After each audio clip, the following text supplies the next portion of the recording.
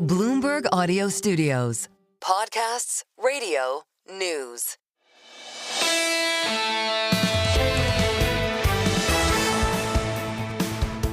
Single best idea. The single best idea is it was a textbook summer Friday, but it wasn't. The news flow is actually pretty heavy.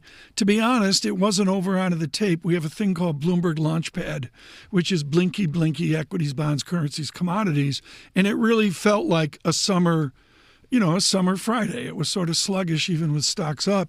But at the same time, there was a need for great conversation. We treasure our guests who come on a moment's notice when news breaks.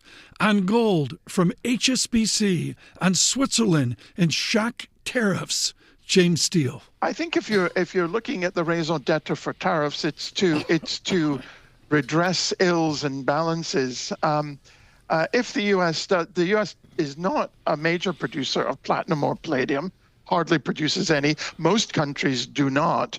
So it's a required metal. It's a needed metal, and therefore, in my humble opinion, it would not be should not be subject to tariffs. But I stress that's not an HSBC view. That's just me looking at it. And I think there's an argument that gold should not be on tariffs as well. And I'm not saying, these tariff situations can be reassessed. Yeah, we could get a change in the ruling. James Steel, HSBC, a shout out to Dennis Gartman as we see gold above and pushing higher at 3500, 3500.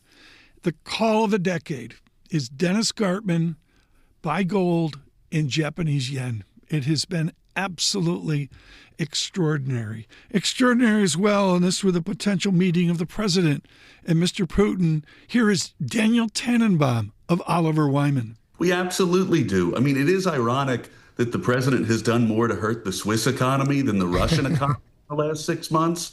There absolutely is leverage. The focus on India, for instance, and trying to get them to stop purchasing Russian oil by using tariffs, which really will enrich the U.S. at the cost of Ukraine. There's primary and secondary sanctions that could be used on Indian entities to essentially threaten to cut them off from access to the U.S. economy, a far greater threat if the objective is to get them to stop buying Russian oil. So the leverage is there. The president hasn't done anything yet. Dan Tannebaum is just brilliant on the different optionality around sanctions and the whole geopolitics of President Trump and the different geographies, including Moscow. We'll keep this short. It's a podcast on Apple Podcasts, on Spotify, on YouTube Podcasts. It's single best idea.